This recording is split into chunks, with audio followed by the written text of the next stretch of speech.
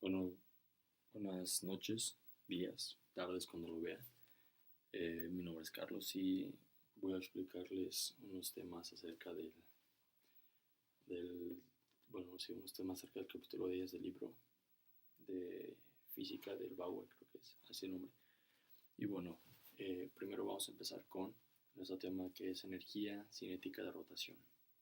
Bueno, aquí podemos encontrar una pequeña definición que dice que la energía cinética de un cuerpo rígido que no, que no se mueve que no se mueve el cuerpo, que gira en torno a un eje fijo. Esto como lo podemos ver. Esto lo podemos ver como, supongamos que, aquí, tengo esta cuerda, bueno, y aquí yo tengo un cuerpo amarrado a este. Este cuerpo es rígido, este cuerpo no se mueve, o sea, no se mueve así, se mueve conforme a la cuerda al eje en el que está amarrado. Y bueno, esta energía depende del momento de inercia y de la velocidad angular del cuerpo. Entre más alejada esté esta masa del cuerpo respecto al eje de rotación, o sea, respecto a donde va a estar girando este cuerpo sobre sí mismo, se necesitará más energía para que el cuerpo pueda adquirir una mayor velocidad angular. Esto lo podemos ver como, esperen,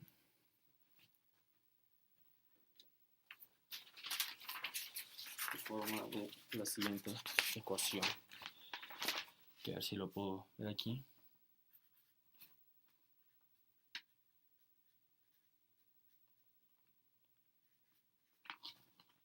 Que podemos ver como la energía de rotación es igual a un medio del momento de inercia del cuerpo respecto al eje X, que es la Y, por la velocidad angular al cuadrado, que sería esta. No recuerdo bien su nombre. Bueno, ahorita quiero pasar a otro tema, que se llama, gente apuesto, al siguiente tema que se llama cálculo del momento de inercia. Esto lo podemos ver, el cálculo del momento de inercia de una masa, como esto lo podemos calcular por el cálculo de todas las, o sea, para mayor explicación, les anoto la fórmula para que lo puedan ver. Tenemos que el momento de inercia es igual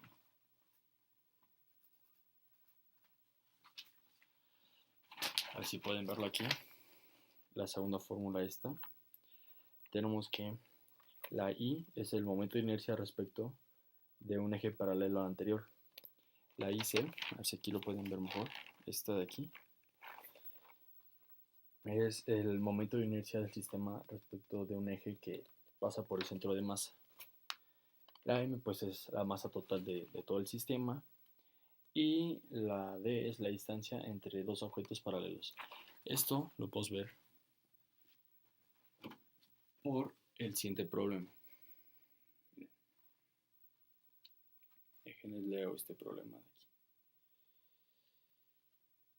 Tenemos, déjense los dibujo para que lo puedan entender mejor.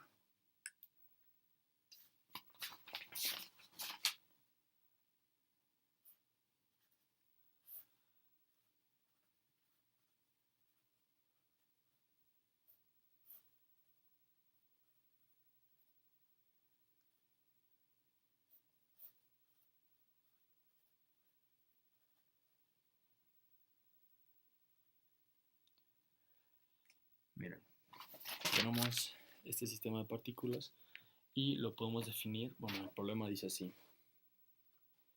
Una varilla delgada de 1 metro de longitud tiene una masa despreciable, o sea, que no la contamos. La masa de la varilla no nos interesa, solo nos interesa, o sea, la masa de esta varilla no nos interesa, solo nos interesa el valor de sus puntos de sus masas que están unidos a esta. Se colocan 5 masas de 1 kilo cada una, situadas a 0,0, 0.2, 0.5, 0.75 y 1 metro de uno de los extremos. del momento de inercia al sistema respecto a un eje particular a la varilla que pasa a través de por un extremo de la segunda masa y del centro de masa. El momento de inercia respecto a un eje perpendicular a la varilla y que pasa por la primera partícula es el momento de inercia A, y A es igual a 1 más, o sea, 1 por 0 al cuadrado más 0.025 al cuadrado más 0.5 al cuadrado más 0.75 al cuadrado más 1 al cuadrado. O sea, sumamos todas las varillas, las masas, las elevamos al cuadrado, esto nos da una masa total de 1.875 kilogramos al cuadrado. Esto será la parte de todas las sumatoras de la masa del sistema. Después, el momento de inercia respecto a un eje perpendicular a la varilla y que pasa por la segunda varilla es, ahora vamos por el sistema de inercia B, que sería este de aquí, 0.25 al cuadrado más 0 al cuadrado más 0.25 al cuadrado más 0.5 al cuadrado más 0.75 al cuadrado es igual a 0.9375 kilogramos al cuadrado. Y hacemos lo mismo con el sistema C, que nos daría el momento de inercia respecto a un eje perpendicular a la varilla y que pasa por la tercera partícula del centro de masa es igual al momento de inercia de C, bueno, el momento de inercia C, que es 0.5 al cuadrado más 0.25 al cuadrado más 0 al cuadrado más 0.25 al cuadrado más 0.5 al cuadrado nos da igual a 0.625 kilogramos al cuadrado. Espera. En vez de calcular de forma directa los momentos de inercia, podemos calcularlos de forma indirecta empleando el teorema de Steiner conocido como IC. Podemos calcular el momento de inercia del A, el punto de inercia B, sabiendo las distancias entre los ejes paralelos de A a C, que es de 0.5 metros, y de B a C, que es de 0.25 metros. La fórmula que tenemos que aplicar es la que les había enseñado, que es igual, inercia es igual a IC más MD al cuadrado. Y bueno, con eso concluimos un poco el tema del cálculo del momento de inercia. Espero que me han entendido un poco. Ahora quisiera pasar al siguiente tema, que es momento de rodar sin, momento de rodar sin deslizar. Bueno, supongamos que una esfera está apoyada en el suelo. Para que ruede debe haber alguna fuerza que haga momento con respecto al centro de masa. Dejen el término al aire y te les explico. Ya que ni la normal ni el peso ejercen momento con respecto al centro de masa. Para que el cuerpo ruede sin deslizar, el centro de masa debe coincidir con el arco S correspondiente al ángulo girado. Tenemos una esfera. A ver si tenemos apoyado al suelo. Y nos están diciendo que debe haber una fuerza que actúe respecto al centro de masa, ya que ni la normal del cuerpo, que se está apuntando ahorita hacia arriba, ni el peso ejercen un momento, ya que el centro, ejercen algún tipo de movimiento o hay movimiento gracias a esas fuerzas en esta masa, ya que para que el cuerpo ruede sin deslizar, el centro de masa debe coincidir con el arco que genera al momento de girar. Y bueno, esto lo podemos ver aquí, por ejemplo, en este dibujo. Bueno, aquí sí lo podemos ver. Aquí tenemos nuestra bolita, nuestra esfera, el centro de masa, y no está aplicando ninguna fuerza. Bueno, aquí podemos ver un poco lo que está haciendo acerca de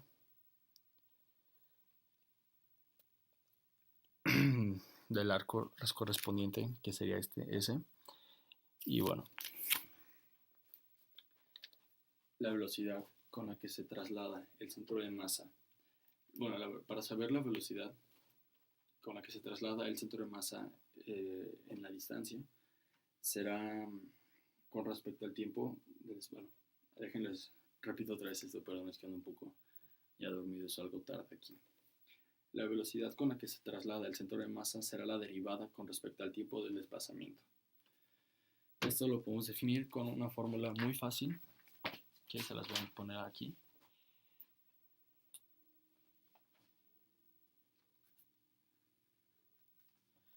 Que es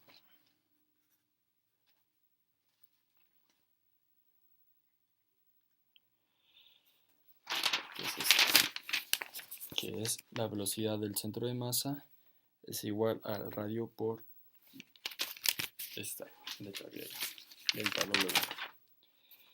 Y bueno, si derivamos esta fórmula, que es la que nos da la aceleración, si la la velocidad, si la derivamos como en un cálculo de, o sea, como habíamos dicho, de movimiento lineal, esto nos daría la aceleración, que es aceleración del centro de masa es igual al radio, que sería esta fórmula de aquí. Aceleración del centro de masa es igual al radio. Esta fórmula de aquí, esta aquí es para calcular la velocidad de un centro de masa, y esta de aquí es la derivada de esta, que sería la fórmula para calcular la aceleración del centro de masa. Bueno, pasando a ya uno de los siguientes temas, tenemos que es el momento de torsión, o como lo podemos también llamar, torque. Al momento de torsión se le conoce como torque. El torque lo podemos definir como la capacidad de una fuerza para hacer girar un objeto. Sí, eso será el torque, o sea, la capacidad que tiene una fuerza para hacer girar un objeto. Y el torque, bueno, más bien el momento de torsión es la capacidad de una fuerza para hacer girar un objeto. Y el torque más específicamente lo podemos definir como la capacidad de giro que tiene una fuerza aplicada sobre un objeto, que básicamente será lo mismo. Pero bueno, este torque lo podemos ver, por ejemplo, cuando estamos, sí, bueno, aquí no tengo un desarmador o una llave inglesa, pero tenemos aquí, imagínense que tenemos una tuerca, y esta sería como la llave. La fuerza que le estoy aplicando, esta fuerza que tengo para cambiar la posición y para hacer rotar este tornillo, eso lo llamamos torque. Y bueno, ¿de qué depende el movimiento de torsión? Depende de algunos factores que serían como la distancia del punto de giro. Tenemos este de aquí, la distancia que tiene el objeto hacia la fuerza que estamos haciendo. La magnitud de la fuerza, que la definimos como S, la distancia se define como D, D minúscula. El ángulo de aplicación de la fuerza. Por ejemplo, este de aquí sería nuestra tuerca y esta aquí será nuestra llave. Si lo estoy aplicando aquí, tenemos un ángulo con respecto al radio, un ángulo con respecto al radio de 90 grados. Si aquí lo pueden ver, aquí se forma un ángulo de 90 grados. Pero también lo podemos poner así, y aquí hay un ángulo mayor de 90 grados y bueno, o menor. Entonces es respecto al ángulo al que le estoy aplicando la fuerza al objeto. Si el ángulo es igual a 90 grados, estamos aplicando el máximo torque que puede aplicarse a este objeto. Y si el ángulo es, bueno, y va bajando gradualmente o subiendo. Si tienes un mayor ángulo o un menor ángulo a 90 grados, se pierde fuerza, porque como nos ha explicado, la fuerza se divide en dos. La tendrías que dividir en el coseno del ángulo y en el seno del ángulo.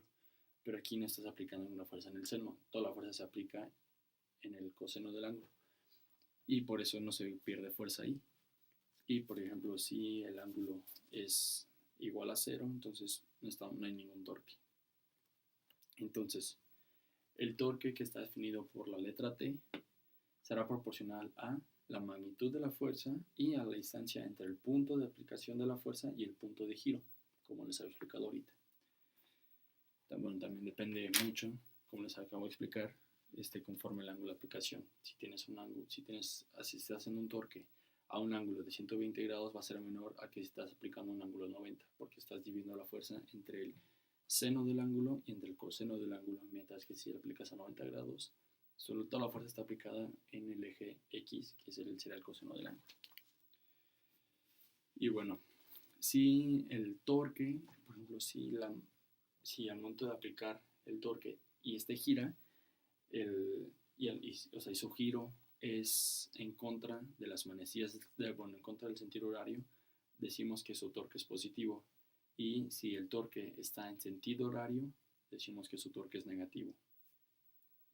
Entonces sería que el torque T es igual a F por D por el seno del ángulo. Y bueno, déjense los anoto mejor aquí. ¿Cómo estamos aplicando?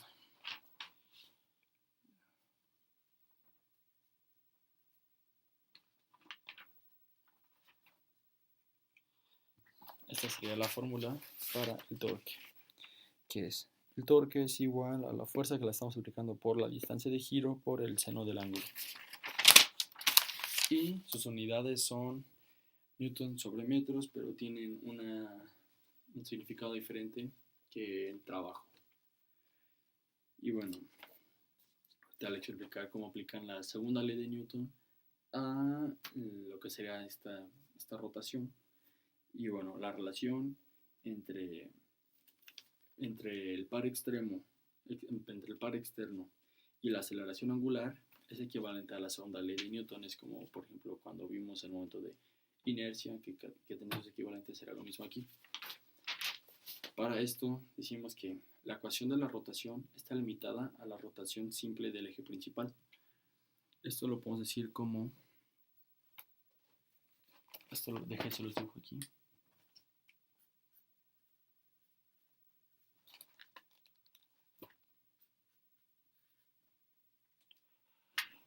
Esta sería nuestra segunda ley de Newton aplicada a rotación, donde esta t neta sería el par externo, donde nuestra i sería el momento de inercia y esta alfa sería nuestra aceleración angular. Para ya pasar a los últimos dos temas, les voy a explicar acerca del momento angular. Y bueno, una magnitud física, el momento angular lo podemos definir o es parte de una de las tres magnitudes físicas que conocemos, que sería, es una magnitud física de las tres partes de la mecánica que existen, que sería la mecánica clásica, como la que estamos estudiando ahorita, la mecánica cuántica y la mecánica relativa. Este momento angular lo utilizamos para caracterizar el estado de rotación de un cuerpo. Si queremos saber cómo rota un cuerpo, cómo se caracteriza, cuáles son sus propiedades al momento de rotar, utilizamos lo que se llama momento angular. Y esto lo podemos relacionar un poco con la precisión, que la precisión es el momento asociado con el cambio de dirección en el espacio que tiene un objeto en su eje de movimiento de cambio instantáneo que tiene de rotación. Sé que suena un poco complicado, pero es algo muy fácil de entender, y el ejemplo más fácil de explicarles es un trompo. Creo que aquí no tengo un trompo como tal, pero bueno, supongamos que este es un trompo. Está aquí el centro, el suelo donde va a girar, y ese es un trompo. Lo hacemos girar y ahorita tiene cierta velocidad, y por la velocidad que tiene se mantiene balanceado. Pero en cuanto empieza a perder la velocidad, este trompo va a empezar a girar. Es como cuando lo lanzas y después de un rato está girando así bien bonito, bien derecho, y luego empieza a balancearse más, se vuelve loco y se cae. Bueno, esto es lo que llamamos precesión. Perdón, ahorita dije precisión, no, es precesión. Y es esto donde está girando, y conforme la velocidad que va perdiendo, se empieza a tambalear y empieza a girar sobre su propio eje de rotación, y bueno, el eje instantáneo de rotación, y esto es lo que llamamos precesión, y va a llegar un momento en donde ¡pup!, se va a caer. Y bueno, hasta aquí el tema de hoy. Bueno, los temas de hoy, algo cansado, difícil de hacer. Profe, por favor, apiádese de mí. Está viendo el debate. Estuvo chistoso. Pero bueno, muchas gracias y espero que les haya gustado. Recuerden suscribirse al canal, darle like a este video y aceptármelo, por favor. Gracias.